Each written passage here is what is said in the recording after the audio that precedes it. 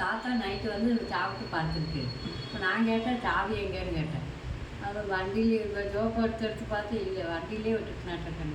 அப்போ நீங்கள் இப்படி தானே அங்கேயும் இங்கேயும் விட்டுட்டு வண்டியில் சாவி எடுக்காம இருக்கீங்க, எவனா தூக்கிட்டு போனேன் என்ன பண்ணுறது? உள்ளேயும் கொண்டாந்துட்டு எவனாவது போட்டு கேட்டும் போட்டில் எவனாவது எடுத்துகிட்டு போனேன் என்ன பண்ணுறது? நான் சீக்கிரம் சாப்பிட்டு எல்லாம் கொண்டு போய் வச்சுட்டு கதவை திறந்து பார்த்தா வண்டியில் சாவி.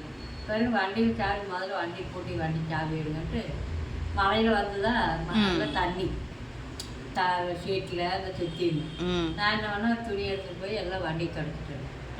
என்ன பண்ணுற முத்தி என்ன பண்ணுற முத்தின்னு என்னமோ பண்ணுறேன் வேலைக்கு வந்து முதல்ல வண்டி போட்டுங்கன்னு. இப்போ தாத்தா எழுந்திரிச்சு வந்துச்சு. இந்நேரத்தையும் துடைக்கிறியா விடு, துடைக்க வேண்டாம் விடு, நான் துடைக்கிறேன். உங்களுக்கு என்ன உங்கள் வேலைக்கு பாருங்க, நான் துடைக்கிறேன். அதை பூட்டி சாவி எடுத்துகிட்டு போய் மாட்டிடுவேன். இப்போ நான் எல்லாம் துடைச்சிட்டு கேட்டை பூட்டிட்டு தாத்தா வந்து சாவி மாட்டிடுச்சு வந்துட்டு. அப்போ தான் பாப்பா தாத்தா சொன்னாங்க